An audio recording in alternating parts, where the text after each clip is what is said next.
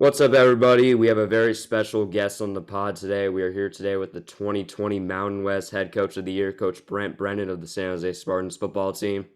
How's it going, Brent? It's going great, guys. Good to see you guys. Yeah, thanks for coming on. I'm excited to be here, man. Let's get it. Yeah. Sure.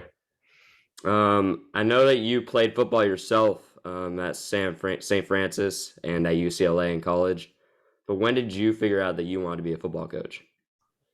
I started thinking about it in high school. I had some great coaches that I really loved being around. Were excellent teachers and mentors for me. And then that also continued in college. I had really great coaches at UCLA. I liked the football part of it. I liked the scheme and the X's and O's part, but I really liked the player coach relationship and kind of the role that played in my life at the time was really, really important to me. Is that still like a big thing for you, your relationships with players and stuff? Yeah, absolutely. I mean, that's how our whole program is run that way. From myself down to our assistant coaches to our players.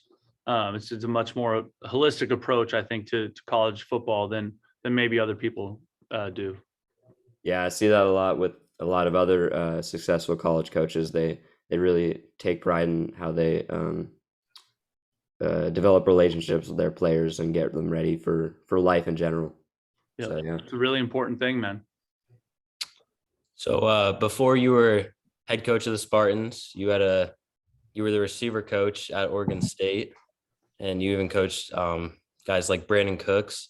So I was just wondering how that experience helped shape you as a coach and just what that experience was like. Well, that was an awesome experience for us. We loved coaching at Oregon State. We worked there for Mike Riley, who was the head coach, and then also Gary Anderson, two really great head coaches who are really good people, really good to me. And, coaching in a conference like that where you're coaching really high caliber players, and obviously Brandon Cooks was phenomenal. Like he's the most unbelievable good dude and hard worker you've ever seen.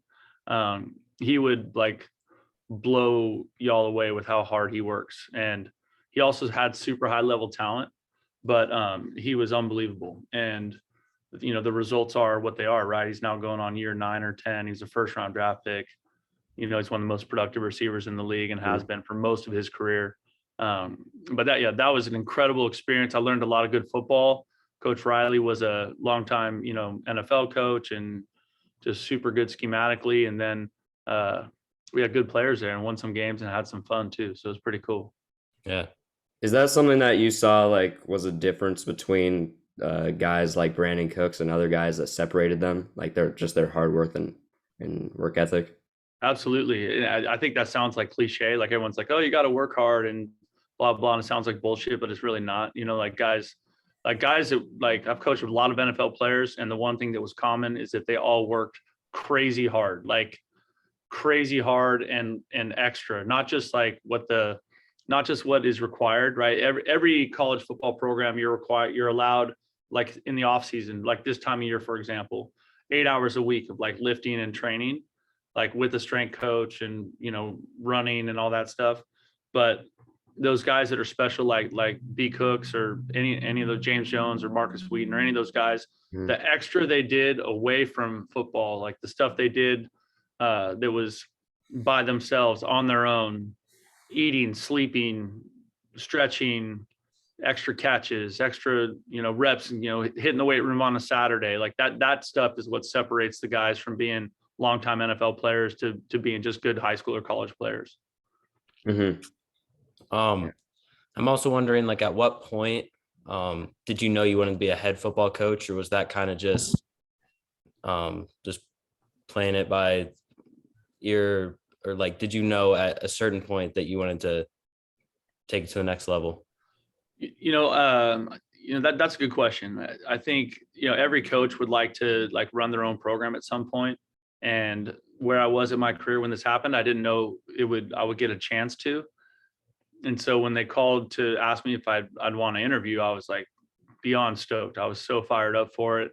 And it worked out that I was the right guy at that time for this place. Or they thought so.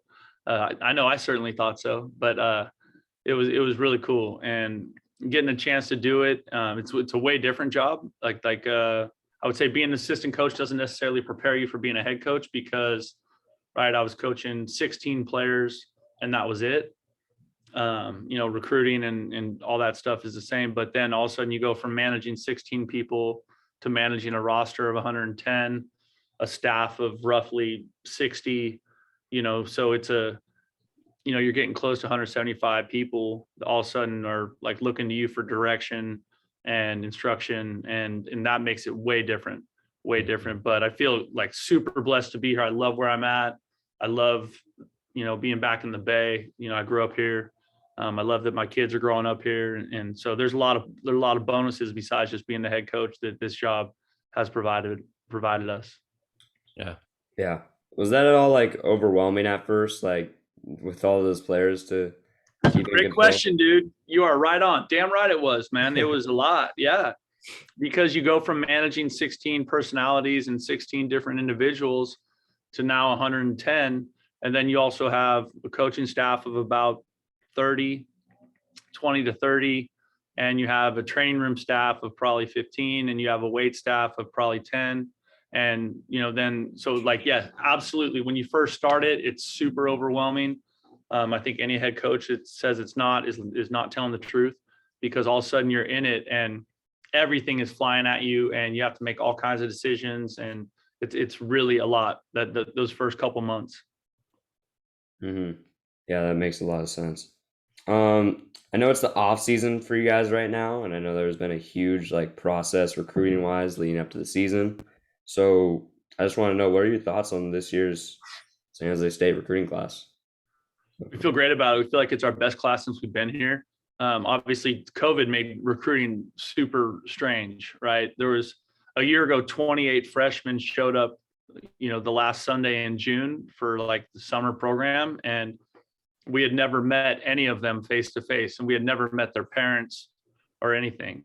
Normally by the time a kid comes here, we've met him face to face, I would say anywhere from like 6 to 30 times, depending on where he's from. We've met his parents. We've been to their house. We've had dinner with the family. We've been to their game. We've watched them play, or we've watched them practice. And there was none of that during COVID. So with being able to, get back out on the road and go see people face to face, go see them in person. We like to watch football players to play basketball or wrestle or play another sport, getting to see some of that, and then getting to spend some time with the family and the coaches and getting a real idea where they come from. We felt like that gave us a great amount of like knowledge and, understanding of who these players were that we were bringing into our family and what we thought they could do for us. And they showed up on Sunday. So they're already like busting their butts. They're out there working hard every day. They're going to summer school. It's fun having them here. It's really, really cool. Yeah. I think that's really interesting that you look for them to play other sports other than just focusing mainly on football. But like, what's like the reasoning for that? Like, is it just the athletic side, just like basketball and stuff is? Yeah, just general overall athleticism. And if we're recruiting a kid, he's probably one of the best players at his best athletes at his school. And most of that best athlete at his school is playing more than one sport, and because those other coaches want him out there. Now I know, you guys are both at that age, and there's a lot more people that are like kind of specializing because they think that's their best chance. But in some sports, I'm sure it is. But most of the best players that I've coached were also really good at some other sport: football, basketball, baseball, track. Some volleyball players, some lacrosse players. Lots of times lacrosse is a good evaluation for us because, they knock the crap out of each other, and it's got a little bit of basketball on grass feel to it. And so in any way we can get an extra evaluation of who they are athletically, we're looking for that. And so I'd encourage any young athlete, play as many sports as you can. I think it's good for your development. Mm-hmm. You also, you mentioned how COVID was a struggle recruiting wise. Like, could you elaborate, like what other struggles did COVID bring for coaching a football team? Because I'm sure that couldn't have been easy. Oh my gosh. COVID was nuts, man. COVID was, because you guys live in the same county, right? Like Santa Clara County was just like total lockdown. So Yeah. our first 2.5 weeks of training camp, they postponed the season, first of all, 2 months. right? So they postponed it, then they canceled it, and then they restarted it kind of around the beginning of October, at least here, on the West Coast. And so our first 2 weeks, we had to travel to Humboldt State University, which was a 7-hour bus ride. And we were like, and it was awesome because we were like kind of locked in the dorms. We couldn't go anywhere. Everybody was forced to be together. It was a super bonding, amazing experience. And then, late in the season, and we got on a roll, and late in the season, we had to move to Las Vegas, and we lived there for 3 weeks in a hotel while we were on our run to win the championship. And so, I mean, every day you're like having breakfast and getting coffee with like the offensive line, and you're just like, "What's up, dude?" It's like you could not leave the hotel. It was hilarious. But what it did for our team is it really forced us to come together. So, out of some of those hard circumstances came this incredible, magical journey where we won every game, throughout the regular season, and our team was incredibly close because they had spent so much time together. And all those things that were hard, we're taking finals in a hotel, like in a hotel conference room, and we built a quasi weight room in the hotel ballroom, and guys are like doing power cleans off the carpet in a weight room, in the ballroom. It was just a crazy time for us, and you guys dealt with it too, just being in Santa Clara County with some of the stuff that came with that. But it was also this really special time that ended up in a championship season for our team. So the end result was awesome. The process was challenging. Yeah, that's cool. Going back to recruiting, and what you're talking about that, what was like the goal of recruiting this year? What spots do you feel you need to fill? So we went heavy in offensive line, heavy in running back position and receiver position. We also added a few D linemen. You're always it's kind of like you would imagine like an NFL draft, right? Like if a team needs a quarterback, they draft a quarterback, right? Mm-hmm. It's a little bit different in college football because we don't have a draft process like that. But it's so you're recruiting players to fit the spots that you lost or the spots where you think you need to get better. And that's the part of it that you're always trying to figure out. And another added complication of COVID was that every player got an extra year of eligibility. So with that extra year of eligibility, you have guys on your roster for an entire year longer, Mm-hmm. which means now you have a group of people that's old. So you have to bring in some high school guys that can develop so they'll be ready when this huge group of players graduates, which was last year and this year. We have a massive group of players graduate because they all got the extra year of COVID. Mm-hmm. Yeah, talking about like high school players and stuff like that a little more. What do you guys like to focus on recruiting? Do you guys focus on more like transfers and JUCO, or like more high school athletes? We're definitely more high school based. Obviously, the transfer portal has made college football really unique right now. The combination of transfer portal and name, image, and likeness is really changing the landscape of college football, which you guys have probably followed some. Mm-hmm. But we're always going to be a high school based developmental program. I think we took 5 transfers and 3 JC kids, and then we signed another 20 something, 5 portal players, 3 junior college players, and the rest were all high school kids. So that part of it, we would prefer to have them here for 4 or 5 years and help them grow and develop as men and as players. And we think that's our best chance to build a consistent winner at San Jose State is by developing players over time, not necessarily looking for the quick fix free agent. But we'll do some of that. We'll do some of that. If we think it can help our team, we'll take a transfer portal player or junior college player.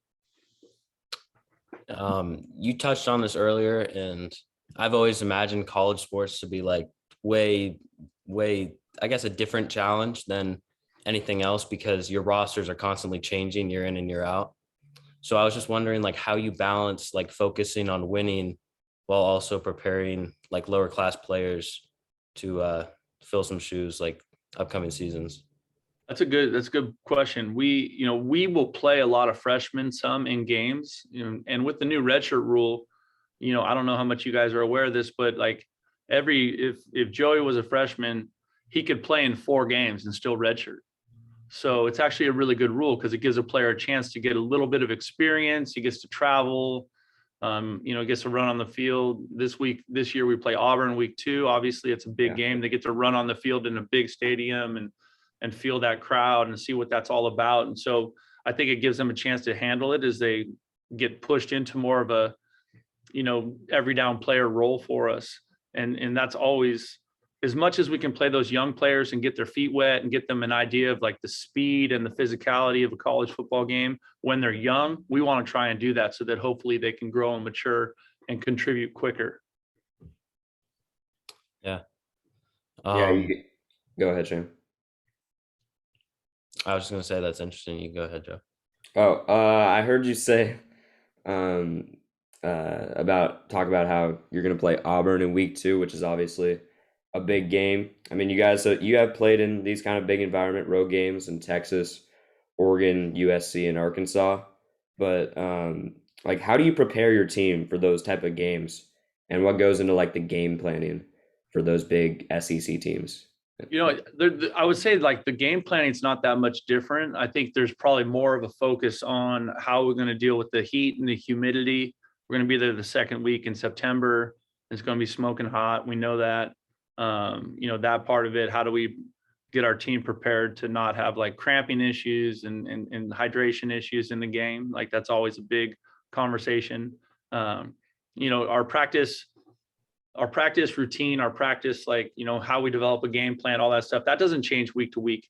In college football, like I understand from like the fan level, they're like, oh, the Auburn game is so big, but in the reality of your schedule, the Portland State game is just as big as the Auburn game because you only get to play 12, right? It's not like basketball where you got 35 college games a year, or baseball where you have, I think, 60 college games a year, right? Like football, you only get 12, hoping to play 13 in a bowl game. So every game is so important, right? Now, the fanfare and the media and all that, they'll pump up the Auburn game as being so important. But right now we're just focused on the summer and getting ready for Portland State, which is our first game on a Thursday night in late first day of September, I guess. So September 1st. That's how we look at it.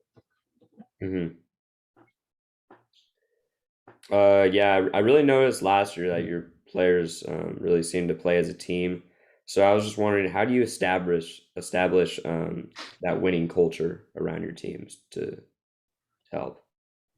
You guys are asking good questions. We put a lot of time into kind of the team building part of it. Our Friday nights before games will always be some sort of team building exercise. We do some interesting stuff, I think. Getting them to talk, getting them to open up. The generation of young men that we're coaching right now, so much of their life is, on the phone, right? So they're used to texting. They don't talk as much. They don't share as much face to face. And so we put them in those situations where they're going to talk about those things. And we break up into small groups, and our coaches are involved, and we talk about real life shit, man, like real stuff that like they have to open up about and share. And when we do that, what they find is that a lot of them have something in common, right? It can be something as simple as, my parents were divorced, or, they had a bad experience as a high school football player, or, whatever. So anytime we have bad experience in school, it's just like anything that's complicated or challenging for them, if we can get them to open up and share those experiences with each other, it creates a new level of connection. And the more connected we are, the more committed we become. And so we're just trying to make our unit as tight as we possibly can be, so that when the game is on the line, when they are in those big moments, they know the guy next to them has got their back, and they're going to fight their butts off to get it done. Yeah, I really think those player-to-player relationships are really important in sports in general. So do you put like an expectation on your leaders on your team to kind of get everyone intact and not let egos get the best of people? Absolutely. I think naturally there's a lot of focus on the head coach or our coaching staff for the decisions and the choices we make. But the best teams in any sport are player-led teams. And that's where that leadership comes through. And it's interesting. I think sometimes players don't think they can lead as a freshman or a sophomore, but on our team, they have just as much right to say something as anybody else. And, they have to earn a little bit of that credibility and earn some of that respect from the team, but lots of them do. And they step up and they say the right thing at the right time, or they encourage somebody. And they do a great job of holding each other accountable. And that's where that player-led team is so important. And so, I think that's one thing that when you're trying to develop leadership is really critical, because everybody knows what leadership looks like. You know what it sounds like, but have you ever been taught to lead? Right? Like, think about your guys' sports experience. Has anyone ever like literally taught you how to lead a group of men or young men? Right? Like, no, of course not. No one does that. Right? And so we try to do a lot of those things with our team and put them in situations where they have to lead, whether it's in the practice environment, in the off season, during a workout, where they're in charge of calling someone out who's not getting it done, who's not finishing through the line, who's not going as hard as he needs to go. And what happens is when those guys start pushing on each other that way, it starts to create a respect and an understanding, and it creates a new standard, a new level that they're going to get to every day in the work environment and the practice environment, which is going to lead to better play come Saturdays. Yeah. You talked about your Oregon State experience and some coaches you learned from there, but I was wondering if there's any specific coaches in football that maybe you were coached by, or that you just take things from, and that any coaches that you really like admire. I will take something from any coach anywhere. Doesn't matter where it is.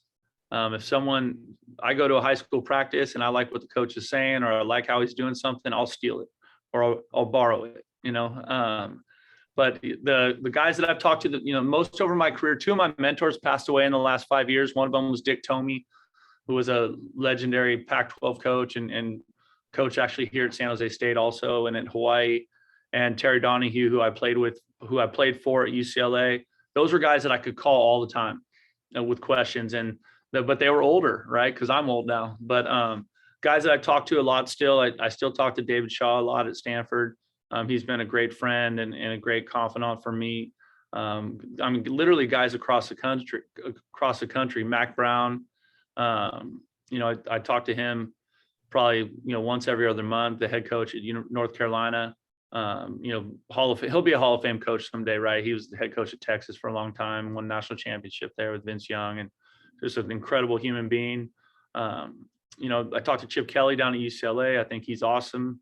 The people in coaching are really willing to help, which just makes it awesome, because guys have different levels of experience. So I'm going on year 6 as a head coach, but some of these guys you're talking to, they've been a head coach for 15, 20 years. And that part, that there's a lot of experience and a lot of stuff I can learn from talking to some of them, which is really, really valuable as you go through this, because you're like, wow, this situation that I'm dealing with, I don't know how it works. I talked to Chris Peterson a lot, who retired from the University of Washington 2 years ago, who's one of the best coaches of our generation. He's been a fantastic mentor and friend to me. So I think that's a cool thing about coaching. That's probably not the same way in other businesses, right? Other businesses, business is not probably willing to share what they would consider their own ideas or their own thought processes. But in coaching, everybody shares. And it's really a cool thing. I think that's also what makes a great coach. Part of it is just being able to stay humble and accept new things and adjust, and not just being stubborn in your ways. I think that's a big part of coaching in sports.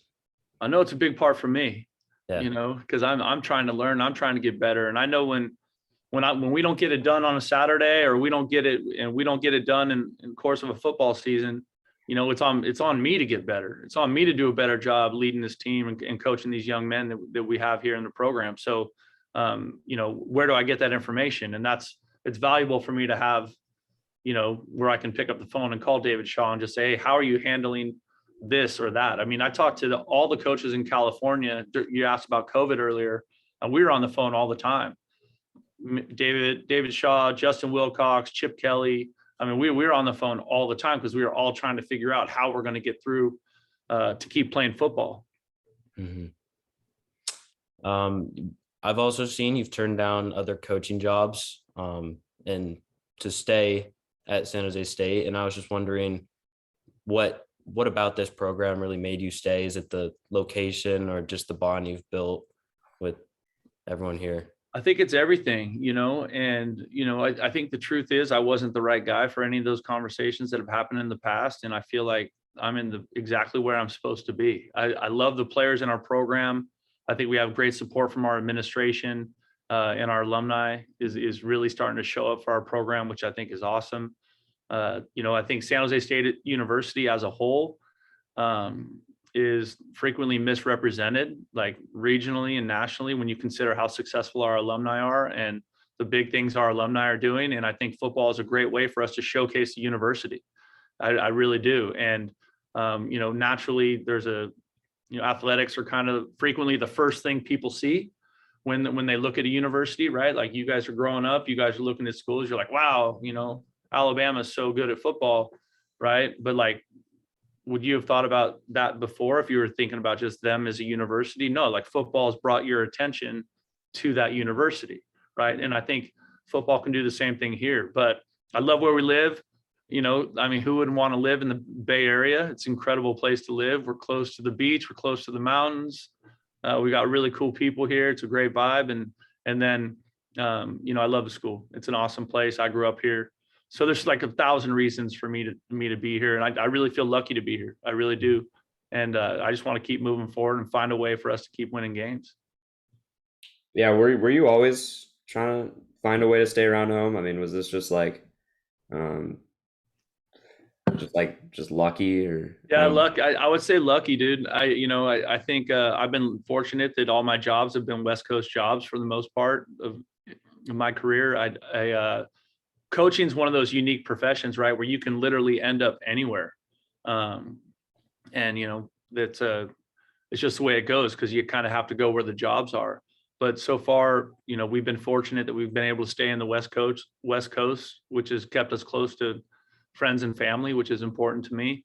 And now being back here at San Jose State and back in California, that I get to see, my mom and my siblings and my high school friends, my college friends all the time. They come to games. We get to go see them in the off season. So it's a pretty good, I've been fortunate that way that I haven't had to move to 10 different states in 10 years, which sometimes happens in coaching.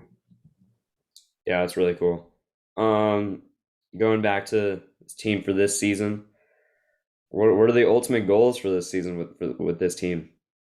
I think every season, the first goal is to get to a bowl game, right? That's the first goal. You got to win 6 games to do that. Last year we failed to do so. That's always the first goal. But then on top of that, it's to win the conference. I think, and I think anyone that, in any program like that's the goal is to win the conference. And we're in a really tough conference. I think, the Mountain West Conference is the best group of 5 conference out there. There's good teams everywhere. I think that's the other thing that gets, lost sometimes in the shuffle of the attention that some conferences or some schools get. But anyone can beat anybody in football one time, and so if you don't show up with your best stuff on Saturday, you're gonna get your ass beat and it's not going to be fun. And so that part of it makes it challenging. Our conference is awesome. Fresno State's really good.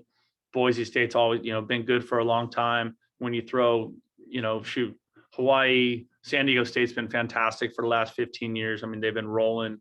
They had a great season last year. They beat 2 Pac-12 schools, and, they beat Arizona and they beat Utah. Utah went to the Rose Bowl and San Diego State beat them early in the season. So there's a lot of really good football in this conference every week. It's well coached. There's good players and you got to be ready every week you line up in the Mountain West. It's fun. Yeah, I mean, even with like Alabama, probably people think that it's just easy for them to get there every year and get the recruits they do and breeze through these games, but they still have to do the stuff to get those recruits and get through these Absolutely. big SEC teams. And yeah, so there's a lot more that goes into it than we see. Yeah, every game is a battle, and in our conference, like, I don't know what the percentage is, but super high percentage of our games are fourth quarter games. They're decided in the last 4 minutes of the game. And so every game you're just like sitting on the edge of your seat, just like so into it because they're just crazy intense and crazy fun. And that's what makes coaching football awesome, like those games and those competitive moments where you get to be in that and you're trying to find a way to call the right play or make the right decision or get the right dude with the ball in his hands. Makes it really, really challenging, but really, really fun. Yeah. I mean, you came into this program that wasn't doing so hot. In your first year in 2017, you guys went 2-11, and since then you have turned this team around and you have done a great job so far. But what is your ultimate goal for the program for like the next 10 years or so, like for the future? So What do you plan to do? my ultimate goal for us is to be a consistent winner in this conference. Okay, so go to a bowl game every year, right? Contend for the conference championship as often as we can. Like I'm looking for a level of consistency that hasn't been here for a long time, and that's really the goal in my head, is just building a consistent championship program at San Jose State where we are in the conference championship discussion every year. And we're not there yet, but we're better. And we're playing better football than we did, at the beginning. And so I like that part of it. And, the challenge is, how do you keep moving forward? How do you keep recruiting good players and, make sure you can retain good coaches and have continuity in the leadership of your program and put the right pieces of the puzzle together that gives you a chance to make a run, into the postseason every year. Yeah. Well, I mean, unless Shane has anything else, I think that's all we have for you today. Thanks for coming on. It's been great talking to you. It's been great. You guys are awesome, man. You guys are doing a great thing here. I'm excited to follow your pod and see where you guys take it. It's cool that you're doing this at such a young age, man. It's really, really, really, really cool. You guys can do some fantastic stuff with this. Yeah. Thank you. All right. Thanks, guys. Good seeing you. Yeah. All right. See ya. See ya.